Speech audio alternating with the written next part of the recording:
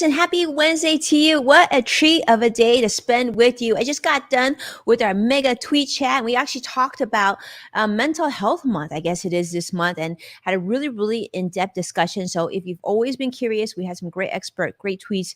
Definitely check that out. But today, I will tell you one thing that came during the tweet chat that I was like, what is this doing here? And it was actually Google News. Google News kept trying to trickle their way into our tweet chat. And so I said, oh, I can't wait. I can't wait to hear what Greg has to talk about all things Googling and all, really great information. So you definitely want to stick around for that and hear his thoughts on that. Actually, I'm probably going to be taking notes because I know Greg spent hours in that event. And I'm going to keep you, of course, on top of all things business finance. And of course, we're here to encourage you to participate, share where you're from. Don't be shy. Let us know where you're joining us from. I already see CrossX Fighter Joshua joining us on YouTube Live. Such a treat to have you, and it's so great to see you yesterday as well. And a big welcome to In the Loop with Winnie and Greg. I'm Winnie Sun, longtime financial pro, CNBC Council member, and Forbes contributor, and host of Level Up with Winnie Sun, which can be found on NASDAQ and some other platforms.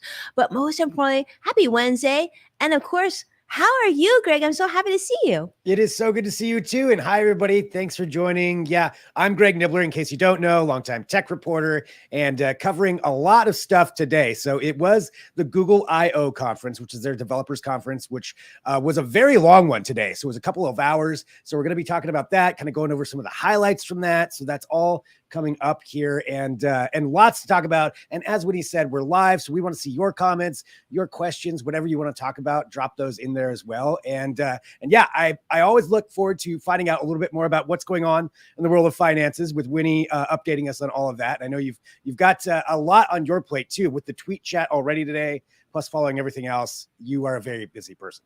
You are a very busy person too. I think we can agree that we're all very busy people these days, right? But there's such good information. So I'm so glad that you're all here with us. And I definitely want to hear. I mean, Greg, to be honest with you, I really wished I could have actually tuned in. So I'm glad that you're going to bring that to us so that we don't actually have to sit through a couple hours of it. Yeah. And we can get Greg's highlights, which are priceless. So, Greg, let's talk about money though, because like you mentioned, this has been a crazy, not even like week, month, but let's say the year to date so far, it's been nuts. Unfortunately, let's talk about how the market closed. The Dow closed down 333 points, literally just like 5 minutes ago.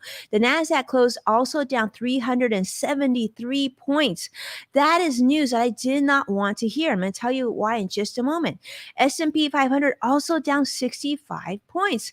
Goodness gracious, just when you thought things were getting a little bit better, they seem to continue to trickle down. So I continue to get questions of like, what should I be doing now, right? Should I start to make moves? Should I start to buy on lows? Should I be buying on dips? What should I be doing? So I wanted to give you a little bit of highlights of what's going on with the economy, what's going on with the stock market, so you can make some of these decisions on your own.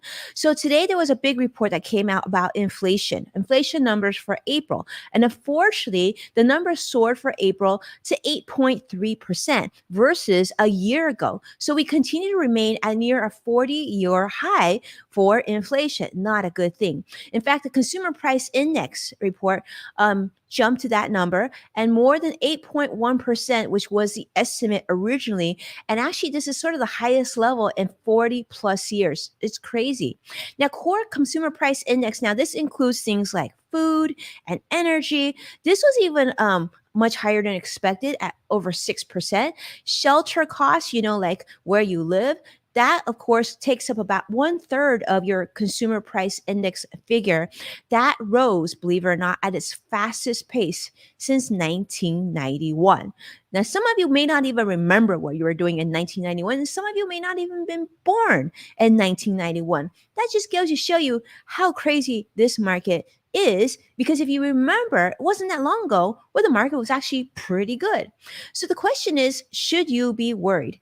A lot of times you'll see in the financial news people talking about investors wondering, what should I be doing? You might think, I don't know if I'm really an investor. You know, when I think about investors, I think about institutional investors, like those big companies going out there. But let me tell you, each of you is an investor if you have a 401k at work, if you have even a simple mutual fund, even a stock, you are in fact an investor and you are part of this community. So let's talk about this. I wanted to give you some history because it's actually kind of crazy. And it's this, you know, first off, there's 3 weeks of trading left in this month in May of 2022. And it's been, believe it or not, the worst year to date, down 16% so far relative to overall down years for the index besides 1962. The S&P has now entered a free fall, you know, this week. And we're getting closer, unfortunately, to what they call a bear market. Now, remember, a bull market, definitely a positive thing. A bear market, definitely a negative thing, right? Nobody wants a bear running at them. That's how I kind of remember. I guess you don't really want a bull running at you either. I guess, no, like I have to ask. I'll have to ask Greg about that. But anyhow, a bear market is definitely a negative thing. Now, if the index continues to drop below 3,854, this actually would represent a 20% decline, which then, of course, would qualify as a bear market. Now, the Fed's decision to increase interest rates just literally a few days ago by 50 basis points, or in essence 0.5%, was actually the most aggressive rate hike in over 20 years. Now you're adding to that, of course, record high inflation that we just talked about, an ongoing conflict in Ukraine. We know about we continue to have this national labor shortage. And why is that? Like, okay, we talk about labor shortage, we talk about like supply chain issues, but why is it that we seem to be talking less and less about the pandemic? And really, we should actually continue to talk about that, and we should do everything we can to get rid of it if we want our money to improve. That's just the bottom line, right? A lot of these things are coming because of the pandemic. Now, according to a recent survey that came out from our research that came out of DataTrek, the S&P has lost during the first 5 months of the year. This is actually historically not a good thing. Now, historically, when the S&P 500 has underperformed in the first 5 months, it will actually continue the downfall between June and October. And if you continue to see negative returns during that first 5 months, typically in November and December, the losses are a little bit more quiet and then returns sort of flatten out a bit. So we definitely don't like seeing like the January through May that we're seeing right now. This is definitely not historically a good sign for the financial markets. Now, some people are saying, well, I'm going to just, buy on a dip. I'm going to wait until things get really low. I'm going to buy more. And some of you might have already started doing that already. But believe it or not, if weakness continues, we actually might have to wait a little bit longer to actually see more losses continue to trickle through. Now, the poor NASDAQ stock index, so I want to talk about this too, because some of you are big tech investors. If you're fans of Greg, you probably are very, very comfortable with technology and the names, and you're excited about this. But believe it or not, NASDAQ, has by far of the three indexes, which is the NASDAQ, the Dow, and the S&P 500, is actually doing the poorest. Right now, it's down over 4,000 points, which is actually 26% since January that it's down. The S&P 500, to give you an idea, is down about 17%. The Dow is down about 12% since January 1st of 2022. So this is a big deal because NASDAQ is typically also the index that represents a lot of things that we like, right? Technology, biotech, healthcare. And to give you an idea, the NASDAQ stock index has actually lost $7 trillion in market cap in the last 6 months. So essentially wiping out all the gain that actually came following the announcement of Pfizer's coronavirus vaccine, just to put that in perspective. Is pretty huge. So I just want to give you that information because I think it's really important to sort of have that mindset of where we are and how far we've fallen and how it compares historically. And then in coming episodes here, I'm going to give you an idea of what it looks like to invest on tremendous dips. I'm actually going to do some research about what it looks like to invest in pandemics, like historical pandemics, and what it means to your money a year, 3, 5, 10 years from now, and what you can expect. So I think that'll be really valuable as you try to make these smart financial decisions for yourself. And this is the last thing I'm going to share with you because this was also research that came out today from the Employee Benefit Research Institute, the EBRI, and Greenwald Research, they actually show that about 70% to nearly 80%, about 70% of workers and nearly 80% of retirees actually feel very confident that they're actually going to have enough money for themselves and maybe their spouses as well to be comfortably retired. This is as of a survey that occurred actually January of this year. So to give you an idea, this is like, I don't know if it's realistic, but I think, it just shows how people still feel very, very confident. To give you some idea of perspective, I remember in 2009, this was right when things were coming out of what they call the Great Recession. A little over half of workers were actually confident, and about 67% of retirees were confident. So to give you an idea, people are way more confident right now, or at least as of January. And I think part of that was because of a lot of the pandemic financial support that the government fed through to Americans, in stimulus support and whatnot. So we'll see what happens. But I will tell you this, the White House released sort of meek news earlier this week, right? As it pertains to like financial support coming out of Congress and whatnot. And I think you should really pay attention to that, because if things start to get, let's say, a little muggy or tricky or uncomfortable in summer and fall months, then I think that we can probably suspect a lot more, dramatically more volatility in the financial markets. So be aware and don't forget that I told you that. All right. So Greg, hopefully that was helpful. Was any of that a surprise to you? Probably not. Well, I mean, not necessarily surprising, but I mean, that is a lot of information, and just to understand where it's all going. So I really, really appreciate it. That is way more than what I would understand as far as the nuances of why all that is happening. So very, very beneficial to know that. You. And try to plan out all of that. So yeah, and I want to say thank you to everybody who's tuning in, and joining us, because I do have the other side of things today, which, as you mentioned, was trying to sneak into your tweet chat earlier, and probably everybody's seeing it all over Twitter, which is Google I/O and their big the keynote speech, and the conference goes through to tomorrow, but started off today where we got to see their big speech and some of the new things that Google has been working on. So I kind of went through it all. It was a 2-hour presentation, which is really long, even by a tech presentation standards. Usually you're about an hour for those things, but they had a lot to talk about. And I kind of picked some of the highlights from that, if you will, that maybe we can go through here, Winnie. Yes, please.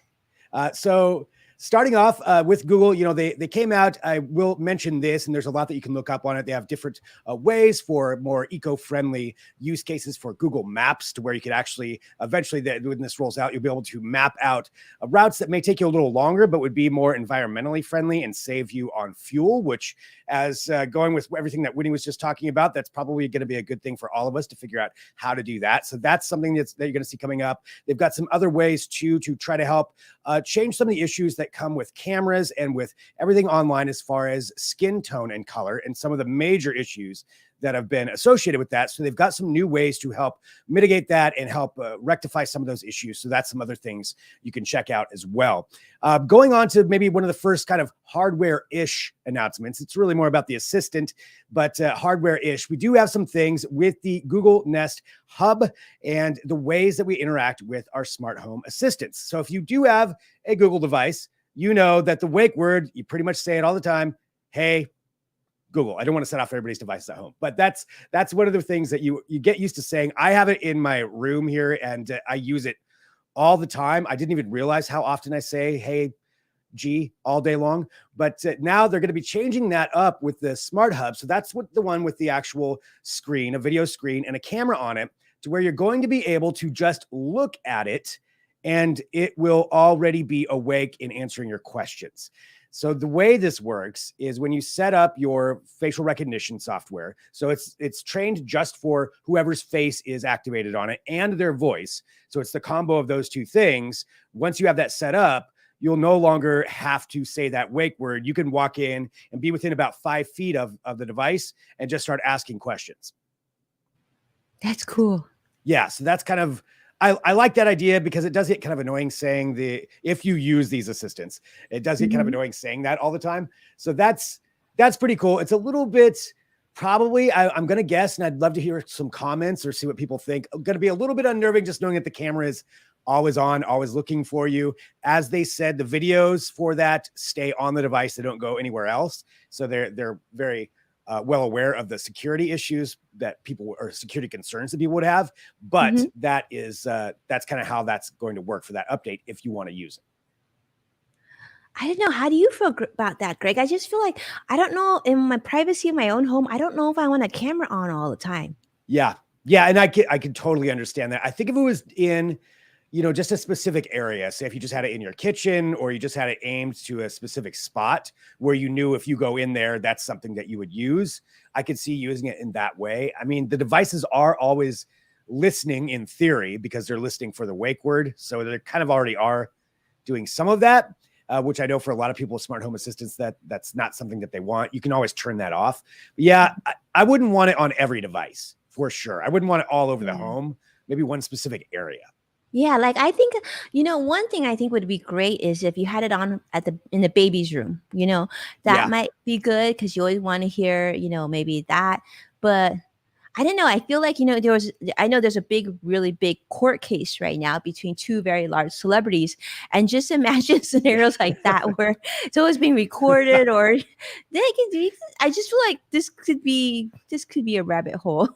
Yeah. Yeah. I think for some people, this is going to be a specific market at first for people who are going to be wanting to use this. I think it'll take a while before people are completely comfortable, but that's one of the updates that they're doing to add on to that. So they had some more things associated with smart homes too, and more integration into the homes and how they're going to all work that. So lots of information. And that's why when I say I'm giving the highlights, I'm giving like a very brief highlight of these. There's 2 hours of conference. If you want to go in depth, there's lots of info out there, but that's kind of one of the takeaways from that one. So going from there, another highlight that I thought was pretty interesting is bringing back Google Wallet. Now, those of you with iPhone devices, you're used to a lot of this already. And some of this was already in Google Pay. And I'm talking about, storing your cards or your credit card, your debit card, your say you have a ticket to an event, you can do all that in there. But now with Google Wallet, they're really bringing in a bunch more and trying to make it actually more like a real wallet. So you've got car keys for some cars, which is already out there too for Apple and for Google, to where you can open your car. BMW in particular is one of the ones that's partnered with both Google and Apple for that, where you have your car key in there. But now they are working also for the driver's license side of things, as Apple is doing too. So again, if you're an Apple fan, you probably heard some of this before, but and even your vaccine card, but really getting that all incorporated in there. And I think it's important that Google is doing it as well as Apple, because it seems to be, and I'm curious what people think about this, if this is something you're comfortable with, but that is really where all of this technology is going, to where you're going to have everything in that one device, to where technically you wouldn't need a wallet anymore because you just pay by tapping. You have all your information is in there and it's secure. So the way they were talking about that is if you have to share your ID or whatever, it's with NFC. So it's just with that chip. So you just tap a device or another phone and it securely transfers that info. That's where they believe that we're heading, is that it's all going to come down to keeping that all on your phone. And for myself, as somebody who can sometimes lose things, that makes me a little bit worried that I don't have a backup. I don't think I'm going to get rid of my backup actual phone and cards quite yet. But the convenience factor is definitely there. Well, Greg, I'm with you. I'm always about like carrying less things. And if you think about it, right? If you're carrying your phone and you're carrying your cards, you're actually having more things that you could potentially lose, right? I think for most of us, the one thing that we probably always remember is our phone. So I'm really curious. I'd love to hear, Vicky, your thoughts on this. We see Brigetti joining us from Facebook Live. I see Joshua on YouTube. Like, all of you are joining us, and some of you haven't actually checked in and said hello yet, but definitely know that we're manning comments. We'd be curious to see how you feel about what Greg said. Greg, I don't know about you, but I think the one thing I absolutely do appreciate is I really love having my vaccine card, and I have kids too, and my husband. So the 5 of us having access to our digital copy of all our vaccine information, I find that to be tremendously helpful, because you don't have to remember what day did I get my first shot, my second shot, my booster. It's like nicely organized for you. That's just helpful. Right there. Yeah, right there. Easy to use, easy to access for anything. Yeah, I like that aspect as well. So, I mean, I think that the convenience factor is going to be really great once you get a lot of the states on board. And I know they're testing it out with Apple right now. as far as state IDs being on there. But once that all transfers through, I think that's going to make a big difference for people really adopting this, because I mean, that the convenience of that is, there's no denying that, to be able to just pull it up, have your ID for whatever it is that you need, and have that accepted everywhere too. Because that's the other thing. It's got to be secure and accepted. But yeah, let's see. I'm taking a look here. Some of the comments coming through there. Yeah, I'm not so sure, but definitely has a convenience factor. Yeah, I think that's kind of the sentiment for a lot of people too. I'm still going to have my backups though for a while. Backup. Yeah, I think backup is really a smart decision. Greg, I'm curious to ask you this, because I know, you're my go-to for all things tech, is what if, like, I guess, what if it there's a problem with your device and all of a sudden you can't get your information, right? And what if there's like hacking going on? I think that's what me, as a not as tech savvy person, those are some of my concerns. Yeah, definitely. That's a concern, I think, for everybody, as far as the security and making sure that stuff is safe on there. And I know, every device, every manufacturer, makes the claims, and they put that as a #1 priority. But yeah, that's still the factor out there. I mean, it's still on there. So that is something, somebody to kind of consider in there. Yeah, Vicky says she likes it. She likes the idea. Yeah, well, that's something that's going to be coming. And I saw somebody asking for the update as far as when that's going to roll out. I don't know if we have the official date. It's usually rolls out in kind of phases as that happens. So I would expect it within the next several months, depending on where you're at and what device you're on, because that also factors in. There's also going to be an Android 13 update. That's the entire operating software with a bunch more security issues that are going to be addressed on that. And that also something that probably expected this summer, maybe this fall for everybody. There's betas that are already out there for people, but that's going to be a whole update too, just to add to that one. So it could be an issue if your phone gets stolen. Yeah, definitely. I mean, you certainly want to make sure you have your phone secured and locked, no matter what. I would recommend that anyway, no matter what. Make sure that you have a lock on your phone and something, either a passcode or biometrics, some way to make sure that's locked. You don't want people getting into that. So we have that. So the Google Wallet. So going through here, and again, I just kind of made a list of some of the things that I thought were interesting. So we're talking about phones, and Google did have a new phone announcement, and that is the Google Pixel 6a. So this follows the series that they have. They had the 5a last year, 4a, so on. And these are the moderately priced versions of their premier phones, of their flagship phones. So it's going to cost less. It's going to cost, I believe it's $449 is what it's going to start out with. And there's a little bit of a difference with this one between last year's 5a. So what they did previously was on the 5a versus the Google Pixel 5, you got on the 5a still the really good camera that came with the Premier phone, which is kind of a huge bonus, but the processing power was not as good. So you're not going to be able to do as much, not as fast, battery power, all that stuff that translates into that. This time they flipped it. So your camera is not going to be as good, but you're getting the Tensor chip, which is going to mean your phone is going to have just as much processing power in theory, or close to it, as you can get with the Premier phone. So I guess that's kind of a debate too. Which do you want more? Do you want the really good camera, like the biggest, the most megapixels you can get, or do you want a phone that can process things and runs smoother and maybe with a longer battery life? Like, if you had to weigh those two, it's a difficult question. I think it's really challenging question. Yeah, depending on what people want to go with. I mean, I think I would probably, the processing power is impressive. I think that's probably what I would go with. I mean, on the surface, you think camera, but the camera is probably going to be pretty good anyway, even if it's not the highest end. So I'd probably go with this processing power. I kind of like the move. Yeah, I feel like what you just talked to me about or shared with us right now, I feel like it's sort of like the competitor to the iPhone SE, right? Sort of the more entry level SE. Exactly. And, and so I think, I mean, like, my kids aren't old. I mean, my son's 13. I don't feel like he's old enough to have a phone yet, but I'm thinking that if I were to get him a phone, I'd get him one of these entry level phones, right? And like, which one would probably be to his benefit? And I would agree with you, Greg. I think processor would probably would be more important than like the best camera, because like you said, they're not going to give you a weak camera. It just won't be like with all the bells and whistles, right? Yeah, exactly. I mean, if you're a professional photographer using this as your device, then you want the best of the best of the best. But even the middle level ones, they're still pretty good cameras, at the end of the day. But if you want if you want all the bells and whistles of a camera, then yeah, this would not be the way. But I like that these manufacturers are doing this. Samsung has a whole line of them, but Apple doing it now and Google doing it for the last couple of years. Just a way to get people into it. I mean, it's still not like a cheap phone, but it certainly is more moderately priced, especially if you add it into a service plan over a while. So that's the Google Pixel 6a. It doesn't come out till July, and that's when it's going to be rolling out. But that's where you're going to get for that. So they did also give just a quick picture of the Google Pixel 7 as well. So they just in the 7 Pro. So that's also going to be coming out in September. And it seems like that's when a lot of the other hardware is going to be showing up. And most likely that includes the Pixel Watch, which they did finally admit that they are making. This is something that's like one of the worst kept secrets ever. They even had like a couple of months ago, or maybe no, less than a month ago, somebody accidentally left a prototype Google Watch at a restaurant. Oops. I'm going to say accidentally, because if you're working on the prototype of it, I don't see how you just accidentally forget that. You accidentally left it at the most popular restaurant in LA where all the paparazzi hang out. Yeah, exactly. Oh no, I left the watch there. Somebody might see that and post pictures of it.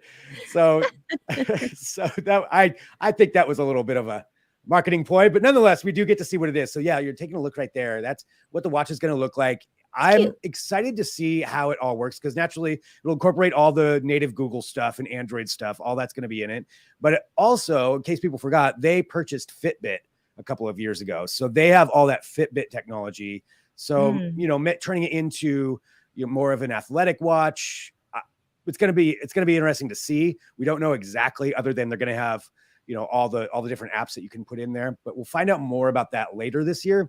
But at least they finally admitted it. So I'm expecting like September maybe, when the new Pixel 7 comes out. I bet there's going to be a big thing for pairing those two together, and that's probably when we'll see that. I'm curious, Greg, are you going to get one? I feel like this would be a fun thing for you to test out. Yeah, I do. Once they actually have them available, yeah, I would actually really like to try this out, especially since, and Apple's got their entire ecosystem already going, but I want to see how they're going to do it with Android, because you can bring in so many more third-party apps, and I just want to see what they do with that, because this is a developers conference, meaning all the people that develop the apps. That's primarily what this thing is for. The keynote that we're talking about, that's directed to all of us, but now they go in depth. Like right now, there's all kinds of sessions and rooms where they're talking about this specific thing, and getting to find out what all those developers, what their ideas are. That's what I'm really interested to see. But I think it's going to be a few months before we get to see it or find out what they're doing. Yeah, I think it's going to be a cool watch. I think it'll be cool. I think it'll be a cool watch. Greg, I would think that they should consider making us a mega face watch. I wouldn't be opposed to like a big watch, because I remember like back in the day I was in high school, I had a huge watch. It was kind of cool. And if it means, less to carry, I'd be okay with that. Yeah, you like a big giant one? Yeah, a big giant watch. I mean, if Vicky, Bridget, what do you guys think? I'm curious to see. I just said, George, let me know what do you think about my big watch idea? I mean, maybe we're heading that way. Yeah, where you have a big giant watch that, right? with a television screen on it, and then you don't have to carry the phone, right? You just carry like one cool big watch. It's all in the watch. Yeah, just scan it going in. Yeah, I mean, maybe that could be. You can do a lot with the watches already, so that does kind of make sense. So you've got that with the Pixel Watch, and then this is the next part here, where I really like it when we get to a little bit of a glimpse of some things that these companies are working on, because their research and development teams, Apple, Google, Samsung, all of them have very, very high-tech stuff that you may not see for years that they're working on, and we rarely get a glimpse of it. And this time they did give us a little bit of a glimpse of the future of augmented reality glasses and one aspect of what they can do. So every company is working on AR glasses right now. Apple's going to have some coming out. Facebook does. Google certainly will. I mean, they tried before with Google Glass. This is a revamped version of that. Now, the design of these, I wouldn't worry as much about what they look like, but what they did is they incorporated in Google Translate, which is live translation.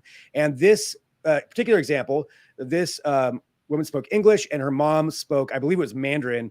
And for some reason, neither of them speak the other language. So whatever reason that, I know, right? I was like, well, how did that happen? But whatever reason that is, they don't speak the same language. And so they put on these glasses, and it gives live translation, and it puts it over overlays it over the glasses. So as they're talking, you're reading exactly what it is that they're saying. There's an example right there of this guy. 1000%. I want this. I want Yeah. this so much. Me Right? too. Like when we travel, like I know I'm sure you felt this way, Greg. We start going to certain countries, you're like, I don't know if I want to go there. What if I can't speak the language? Like, like Japan is one of these places I think I would love to test this thing out. Absolutely. Yeah. I mean, just how cool is that to be able to communicate? And they highlighted the fact that, it looks like you're making eye contact as well, because you're staring through the glasses and it's just kind of overlaid right there. And in real time, you're seeing what they're saying, just to increase communication, cut down those barriers of language. I love that idea. And yeah, to your point, traveling, how much fun would that be going into different countries and now being able to know, have a conversation with somebody? Anytime I travel, I like talking to local people, whoever is there, find out because they always know what the coolest things are to do, the best restaurants, the best places, and to be able to just have that direct conversation, like that's a really cool use of technology. But we wouldn't be able to respond. We can only understand them. That's the only thing, right? Well, no, each person has them, then it works. So each one would get the translation in real time. Oh, so we would have to hand another set to. You'd have to hand them another set. Yeah. You'd have to bring a spare along. Got it. Yeah. What if they don't give it back? Well, that's true. That is an issue. That is an issue. But that's just an idea of what they're working on. And we don't know when those glasses are going to come out or if that's even going to have that functionality, but that's a prototype that they've been working on and testing out. And I like to see more of that kind of thing, a more. Yeah, that's really cool. Yeah. Things that increase communication or help out with, I always love medical technology. We didn't see a ton of that on this one, but this is, that's kind of cool. So we'll see more. I think augmented reality glasses, for anybody who follows tech, this is something you may not see this year, maybe not next year, but you're going to see it a lot more. They're going to be coming, whether you want to use them or not. You're going to hear a lot about augmented reality glasses. I love that. Vicky says it will be fashion go-to. And I agree. When I was thinking the same thing, Vicky, when I was watching this demo, I'm like, oh, it'd be really cool in red. Yeah. Right. Yeah. Once you get fashion designers in, I think then people will start using them a lot more. Yeah. Yep. So we'll have to see how it all goes. But yeah, those were my highlights, just kind of looking through it. Again, there's a lot of info out there for what they released today. Some of it's pretty developer focused, but some of it's just kind of more ideas of things that they're doing for the ecological things that they're working on, environmental issues, and lots of stuff on that as well that they released. So all in all, I mean, a lot of good information. I would say my only criticism is we could have cut it down by, maybe 45 minutes. It's not I'm not Google. It's not my conference. Yeah. Learn from Apple. Yeah. Right. Yeah. Maybe. And this was the first one back where they had an actual audience too. So I think maybe that was part of it. They bring in it's their own Google employees. So there's a lot of clapping and laughing at every single joke. Those kind of always make me laugh. I'm like, it wasn't really that funny, that comment. It's like they've got an applause and a laughter button. They go up there somewhere. Google humor, Greg. Yeah. Google humor. Like, well, Sundar Pichai's up there. You better laugh at his joke. I mean, but other than that, it was great. It was great to see it again and see what they're doing. And we're going to starting to get back into the season of this. So I expect some more stuff here in the next month, some more tech releases going into the summer. So some good stuff on the horizon. Yeah, thank you so much, Greg. That was awesome. I loved hearing that. And you just saved me 2 hours of time. I love it. Yeah. And I'm so glad, because I feel like what you showed us is exactly what I would want to learn about. The wallet, the watch, all this, like the recording, all that stuff's cool. So cool. But thank you so much, Greg. So are we good? Are we good for next week? Because I feel like, we want to hear more. Yes, indeed. Yeah, good for next week. Should be some great stuff coming up to talk about. And as always, for everybody out there, always appreciate anybody reaching out too. So wherever you're watching, thanks for joining us. Thanks for being a part of this.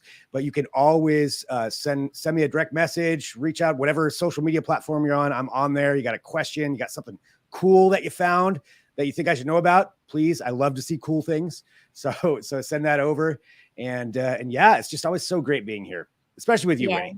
Oh, you're so sweet. And same goes to you, Greg. It's such a treat to be here with you. I look forward to every week, and such a treat to have all of you with us. I just want to say, really just thank you so much for, so much engagement today. Vicky, CrossX Fighter, Joshua, Brigetti, George, you guys really brought it today, and we appreciate you so much. We'll see you again next week. Stay well, stay safe, and have an amazing week. Yeah, thanks a lot. Bye, everybody. Bye bye.